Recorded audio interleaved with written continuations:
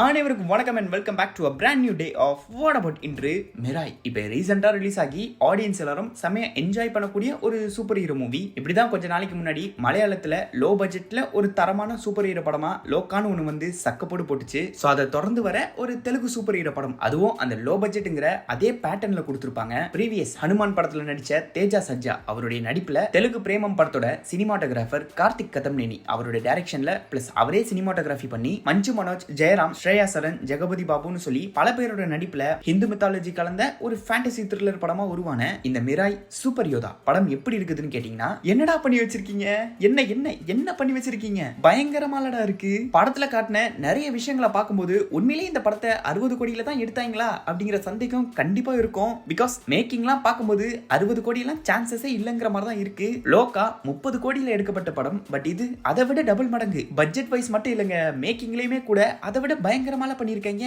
எனக்கு தெரிஞ்சு இந்த மாசம் ரிலீஸ் ஆகிற பெரும்பாலும் படங்கள் வந்து மேக்கிங் வைஸ் செம அட்டகாசமான ஒரு படமா தான் இருக்கு. அந்த வரிசையில இப்ப இந்த மிராய் சூப்பர் யோதா செம இன்ட்ரெஸ்டிங்கான ஒரு படம். நீங்க டீசர் ட்ரெய்லர்லாம் பார்த்து என்ன எதிர்பார்த்து இந்த படத்துக்கு போறீங்களோ அந்த எதிர்பார்ப்புகளை இந்த படம் கண்டிப்பா பூர்த்தி பண்ணும். படம் பார்த்து வெளியே வரும்போது லிட்டரலி என்னடா மிரட்டி விட்டுருக்கீங்க அப்படிங்கிற அந்த சாட்டிஸ்பாக்சனோட தான் வெளியே வருவீங்க. பட் என்னதான் இந்த படத்தை பத்தி இவ்வளவு புகழ்ந்து பேசினாலும் ஸ்டில் சில விஷயங்கள் இந்த படத்துல சரியா அமையல. சோ அதெல்லாம் என்ன ஏது லோக்கா நம்ம இது வரைக்கும் பார்க்காத ஒரு மலையாள படமா பிரசன்ட் பண்ணிருப்பாங்க. அந்த வகையில இந்த மிராய் எப்படிப்பட்ட ஒரு தெலுங்கு படமா இருக்கு? புதுசா எதுவும் ட்ரை பண்ணிருக்காங்களா, இல்ல வழக்கம் போல ஒரே ஃபார்மேட்ல அரைச்சமாவே திருப்பி அரைச்சிருக்காங்களா? அந்த சூப்பர் ஹீரோ கான்செப்டை எப்படி ஹேண்டில் பண்ணிருக்காங்க? வேற என்னலாம் இந்த படத்துல இருக்கு, அதெல்லாம் என்ன மாதிரி ஒர்க் ஆகி இருக்கு? Positive, negative and personal thoughts சொல்லி எல்லாத்தையுமே டீடைலா பாத்துருவோம். இந்நேரம் எல்லாரும் இந்த படத்தை பார்த்திருப்பீங்கன்னு நினைக்கிறேன். பட் இருந்தாலும் ஸ்பாயிலர்லாம் எதுவும் பண்ணாம நம்ம ஸ்டைல்ல ஒரு லேட் ரிவ்யூ மாதிரி பண்ணிடுவோம். வீடியோ பிடிச்சிருந்தா ஒரு லைக் தட்டி விடுங்க. வித்வுட் எனி டிலே வீடியோவை ஸ்டார்ட் பண்ணிடுவோம். அந்த வகையில ஃபர்ஸ்ட் ஆஃப் ஆல் இந்த படத்துடைய ஸ்டோரி, இந்த கதையை எப்படி சொன்னாலுமே அது ஸ்பாயிலர்ல போய் முடிஞ்சிரும். அது போக இதை சொல்றதுக்கே ஒரு 10 நிமிஷம் டைம் எடுக்கும். பட் சிம்பிளா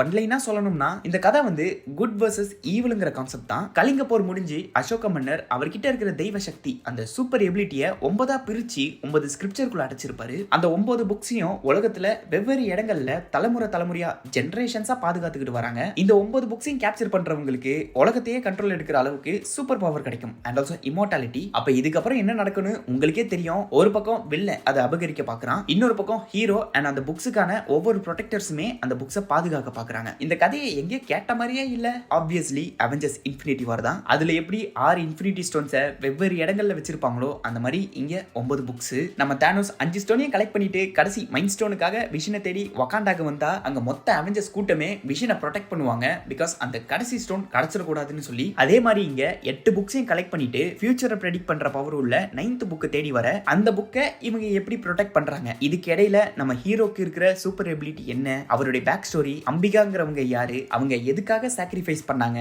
ஹீரோவை எப்படி கன்வின்ஸ் பண்ணி அவனை ஒரு ப்ரொடெக்டரா மாத்துறாங்க, அண்ட் ஃபைனலா வில்லன் கையில அந்த 9th புக் கிடைச்சதா. ஆக்சுவலா மிராய்னா ஜப்பனீஸ்ல ஃபியூச்சர்னு சொல்லுவாங்க. அதுக்கேற்ற மாதிரி கதையுமே ஃபியூச்சரை ப்ரெடிக்ட் பண்றதா தான் இருக்கும். பட் அதையும் தாண்டி மிராய்க்கு வேற ஒரு அர்த்தத்தையும் கொடுத்துருக்காங்க.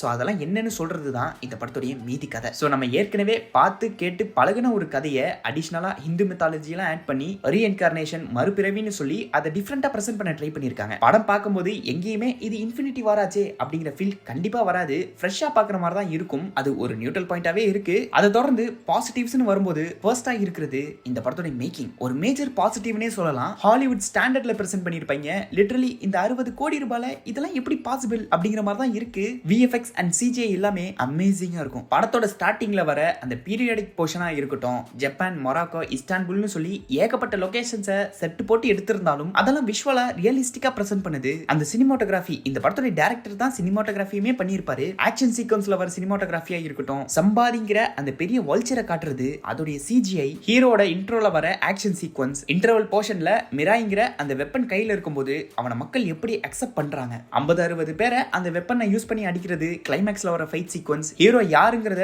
படம் ஃபுல்லாவே ஃபோர்ஷேடோ பண்ண விதம், அதெல்லாம் சூப்பரா இருக்கும். அண்ட் ஆல்சோ எல்லாத்தையுமே முழுக்க விஎஃப்எக்ஸா கொண்டு போகாம சில சீக்வன்ஸை லைவாவே எடுத்திருப்பாங்க. ட்ரெய்லர்ல பார்த்த அந்த ட்ரெயின் சீக்வன்ஸ் எல்லாம் கூட ரியலா எடுத்தது தான். அதுல அவங்க காட்டின அந்த மோஷன் கண்ட்ரோல் ஷாட்லாம் பார்க்கும்போது 60 கோடி எல்லாம் சாத்தியமே இல்ல. பட்ஜெட் மீறி எங்கேயோ போற மாதிரிலாம் இருக்கு. பட் இதுவே போதுங்க இந்த படத்தோட ஹைப்பை எங்கேயோ கொண்டு போறதுக்கு. ஏற்கனவே லோக்கா 30 கோடியில ஒரு சூப்பர் ஹீரோ படமா ஒரு சூப்பர் ஹீரோ யூனிவர்ஸையே கிக் ஆஃப் பண்ணிருப்பாங்க.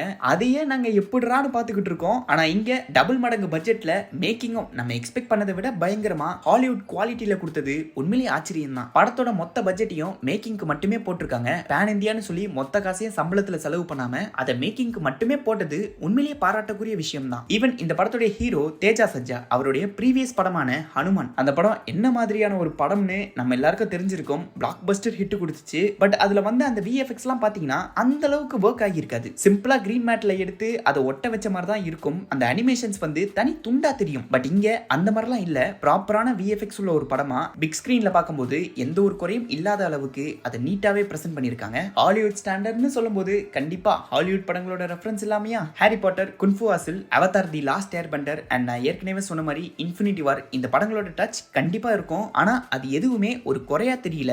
பிகாஸ் சும்மா ரெஃபரன்ஸ் வைக்கணும்னு வைக்காம அதுக்கு மெனக்கட்டு அதை ப்ராப்பரா ரீக்ரியேட் பண்ணிருக்காங்க. அதெல்லாம் உண்மையிலேயே சூப்பரா இருந்துச்சு. அது போக மியூசிக்னு வரும்போது இந்த படத்துல பெருசா சாங்ஸ்னு சொல்லிக்கிற அளவுக்கு இல்ல. எல்லாமே மாண்டேஜஸா தான் கொடுத்திருப்பாங்க. அண்ட் ஆல்சோ பேக்ரவுண்ட் ஸ்கோருமே ஒவ்வொரு சீன்ஸை ப்ராப்பரா எலிவேட் பண்ணிச்சுன்னே சொல்லலாம். சிலது கொஞ்சம் ரிப்பீட்டடா இருக்கும். அதுலயும் ஒன்னு ரெண்டு இதை நான் எங்கேயோ கேட்டிருக்கிறேனே அப்படிங்கிற மாதிரியான ஃபீல் கண்டிப்பா வரும். ஹீரோவை காட்டும் போது ராமாயணம் ஸ்டைல்ல பிஜிஎம் போட்டிருப்பாங்க. ஒரு மாதிரி டிவோஷனலா போகும். அதுவே வில்லனை காட்டும் போது ஒரு மாதிரி வித்தியாசமா ட்ரைபலா கொடுத்திருப்பாங்க. அதை கேட்கறதுக்கு லைட்டா பிளாக் பேந்தர் வகாண்டா பிஜிஎம் மாதிரி தான் இருக்கும். எனக்கு மட்டும் தான் அப்படி தோணுச்சா இல்ல படம் பார்த்த உங்களுக்கும் அப்படி ஃபீல் ஆச்சாங்கிறத கமெண்ட்ல சொல்லுங்க. பட் கண்டிப்பா மார்வல் டச்சுங்கிறது இந்த படத்துல நிறையவே இருக்கு. டெக்னிக்கலா பார்க்கும்போது cinematography, action, music, VFX and CGIன்னு சொல்லி அந்த மேக்கிங் வந்து உண்மையிலே தரமா இருக்கும். தியேட்டர்ல பார்க்கும்போது கண்டிப்பா ஹாலிவுட் இல்ல ஹை பட்ஜெட் படங்கள் மாதிரியான பெஸ்ட் எக்ஸ்பீரியன்ஸை கண்டிப்பா இந்த படம் கொடுக்கும். அதுக்கேத்த மாதிரி ஸ்கிரீன் பிளேயுமே கூட எங்கேயுமே லேக் அண்ட் போர்லாம் அடிச்சிருக்காது. படத்தை லீனியரா தான் கொண்டு போயிருப்பாங்க.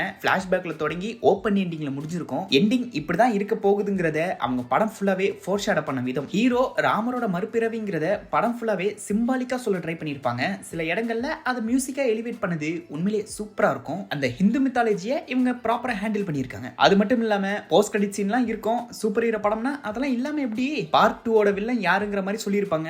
இந்நேரத்துக்கு எல்லாரும் படம் பார்த்திருப்பீங்கன்னு நினைக்கிறேன். பட் இருந்தாலும் அது யாருன்னு நான் சொல்லல. கதையில வச்ச அந்த ட்விஸ்ட் எல்லாமே கூட ப்ராப்பரா ஒர்க் ஆகியிருக்கு. Fun element also. ஹீரோ சீரியஸான விஷயங்களை ஃபன்னா ஹேண்டில் பண்றதா இருக்கட்டும், அவர் ஃப்ரெண்ட்ஸ் பண்ற காமெடி, நம்ம ஜெயராம் பண்ற சின்ன சின்ன ஹியூமர்னு சொல்லி படத்துல அந்த ஹியூமர் போர்ஷன்ஸ் வந்து ரொம்ப யதார்த்தமா சூப்பராகவே ஒர்க் ஆகியிருக்கு. ஸோ இதெல்லாம் தான் இந்த படத்துடைய பாசிட்டிவ்ஸ். அதை தொடர்ந்து நெகட்டிவ்னு வரும்போது நிறைய டிராபேக்ஸ் இருக்கு. அதுல ஃபர்ஸ்டா இருக்கிறது நான் ஏற்கனவே பாசிட்டிவா சொன்ன அந்த ஸ்கிரீன் பிளே. அதுலயும் முக்கியமா ரைட்டிங். என்னதான் இவங்க பழக்கப்பட்ட கதையை டிஃப்ரெண்டா சொல்ல ட்ரை பண்ணியிருந்தாலும் அந்த ஸ்கிரீன் பிளே ஃபார்மேட் பாத்தீங்கன்னா நம்ம பிரபாஸோட கல்கி அந்த படத்தோட ஸ்டைல் மாதிரி தான் இருக்கும். அந்த படம் தொடங்கின விதம் பிளாஷ்பேக் மகாபாரதத்துல தொடங்கி கடைசியில கர்ணனோட மறுபிறவி தான் பிரபாஸ்ங்கிற மாதிரி காட்டி முடிச்சிருப்பாங்க.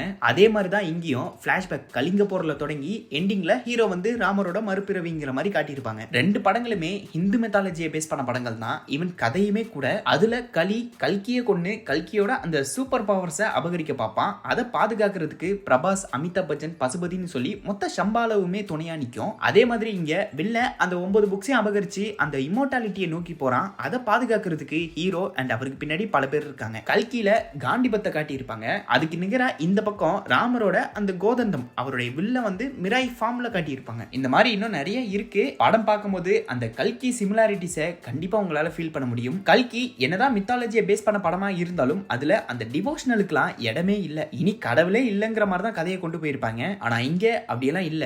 அந்த டிவோஷனல்ங்கிறது கொஞ்சம் அதிகமாவே இருக்கு. சில இடங்கள்ல பக்திமயமா போற மாதிரி தான் இருக்கும். அந்த சூப்பர் ஹீரோ கான்செப்டை விட்டு வெளியே போன மாதிரி தான் இருந்துச்சு. அந்த டிவோஷனலை கொஞ்சம் குறைச்சிருக்கலாம். அது மட்டும் இல்லாம நான் ஏற்கனவே சொன்ன மாதிரி இன்ஃபினிட்டி வார் டச்சும் இருக்கும். எப்படி டானோஸ் எல்லா ஸ்டோனையும் கலெக்ட் பண்ணிட்டு ஃபைனலா ஸ்னாப்பை போட்டு முடிப்பாரோ அதே மாதிரியான எண்டிங்கை தான் இந்த படத்துலயும் கொடுத்துருப்பாங்க. அண்ட் பார்ட் 2க்கு இது மூலமா தான் லீடு கொடுத்துருப்பாங்க. அதுக்குன்னு பார்ட் 2 எதுவும் என்கேம் மாதிரி எடுத்துறாதீங்கடா டேய். ஸோ அந்த ரைட்டிங்க்கு இன்னுமே முக்கியத்துவம் கொடுத்து எழுதியிருக்கலாம். பிகாஸ் மேக்கிங் எந்த அளவுக்கு நல்லா இருக்கோ அதுக்கு ஈக்குவலா ரைட்டிங்குமே இருக்கணும். பட் இங்க ரைட்டிங் லைட்டா தட்டு தடுமாறுறத உங்களால நோட் பண்ண முடியும். ஆக மொத்தத்துல இன்ஃபினிட்டி வாரோட கோர் பாயிண்ட் எடுத்து அதை கல்கியோட கலந்து அரைச்ச ஒரு கலவையா தான் இந்த மிராய் ஃபீல் ஆகுது. ஸ்டோரி வைஸ் பார்த்தா உலகத்துக்கு ஒரு ஆபத்து, அதை தடுக்கிறதுக்கு ஒருத்தன் வரான், அவனுக்கு கடவுள் துணை இருக்கு அப்படிங்கிற அந்த யூஸ்வலான டெம்ப்ளேட்ல ஹிந்து மித்தாலஜியை ஹேட் பண்ணி இந்த ஸ்கிரீன் பிளே எழுதப்பட்டிருக்கும். ஸோ புதுசா சொல்ற அளவுக்குலாம் ஒன்னும் இருக்காது. ஃப்ரெஷ்ஷா எந்த ஒரு ஐடியாவுமே இவங்க ட்ரை பண்ணல. அண்ட் இதோட கம்பேர் பண்ணும்போது லோக்கா எவ்வளவோ மேலுன்னு தான் தோணுது. பிகாஸ் மேக்கிங்கிறதெல்லாம் தாண்டி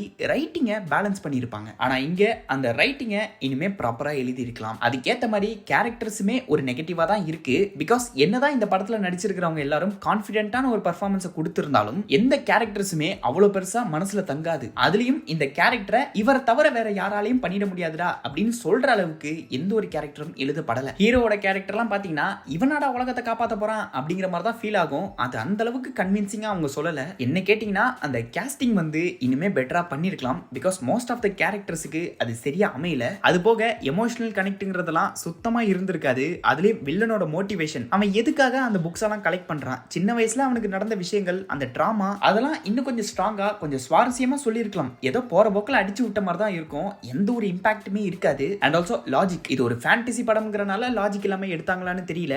பட் இந்த மிராய் யூனிவர்ஸ்ல ஏகப்பட்ட பிளாட் ஹோல்ஸ் இருக்கும் கதையில. அண்ட் ஆல்சோ இந்த படத்தை நீங்க தமிழ் டப்பிங்ல பாக்குறீங்கன்னா கண்டிப்பா அந்த டப்பிங் இஷ்யூவை உங்களால நோட் பண்ண முடியும். வீடியோ தனியா ஆடியோ தனியாங்கிற மாதிரி தான் கேட்கும். நிறைய எஸ்டாப்ளிஷான கேரக்டருக்குமே இந்த லிப்சிங்க்ங்கிறது ஒரு குறையா தான் தெரியும். ஈவன் ஹீரோயினுக்குமே கூட ஏற்கனவே அந்த அம்மாக்கு நடிப்பு வரலன்னு பாத்துக்கிட்டு இருக்கோம். இதுல டைலாக்ஸும் போச்சா. பட் சும்மா சொல்லக்கூடாது, படம் ஃபுல்லாவே செம கியூட்டா இருப்பாங்க. மொத்தத்துல இந்த மிராய் சூப்பர் யோதா எப்படிப்பட்ட ஒரு படமா இருக்குதுன்னு கேட்டீங்கன்னா மேக்கிங் வைஸ் டாப் நாச்சான படம். ஸ்டோரி அண்ட் ஸ்கிரீன் பிளேல இன்னுமே கொஞ்சம் ஃபோக்கஸ் பண்ணிருக்கலாம். கல்கி அண்ட் இன்ஃபினிட்டி வர திரும்பவும் பாக்குற மாதிரி தான் ஃபீல் ஆச்சு. பட் படத்துல காட்டுற அந்த விஷுவல்லாம் பார்க்கும்போது ஸ்டோரிங்கிற விஷயத்த மறந்துடுவீங்க. பிக் ஸ்கிரீன்ல பாத்தீங்கன்னா எந்த ஒரு குறையும் இல்லாத அளவுக்கு ஒரு ப்ராப்பர் தியேட்டரிக்கல் எக்ஸ்பீரியன்ஸை இந்த படம் கொடுக்கும். ஒரு டீசென்ட்டான சூப்பர் ஹீரோ படம் தான். எந்த ஒரு அடல்ட் கண்டென்ட்டும் இருக்காது. ஸோ குழந்தைங்க வரைக்குமே இந்த படத்தை பார்க்கலாம். இந்நேரத்துக்கு எல்லாரும் இந்த படத்தை பார்த்துருப்பீங்கன்னு நினைக்கிறேன். நான் வேற லேட்டர் ரிவ்யூ மாதிரி தான் போடுறேன். பட் இனிமே படம் பார்க்காதவங்க கண்டிப்பா போய் செக் பண்ணி பாருங்க. செம குவாலிட்டியான ஒரு படம். இதெல்லாம் ஒரு பக்கம் இருந்தாலும் மலையாளத்துல மின்னல் முரளி, அதை தொடர்ந்து லோகா, தெலுங்குல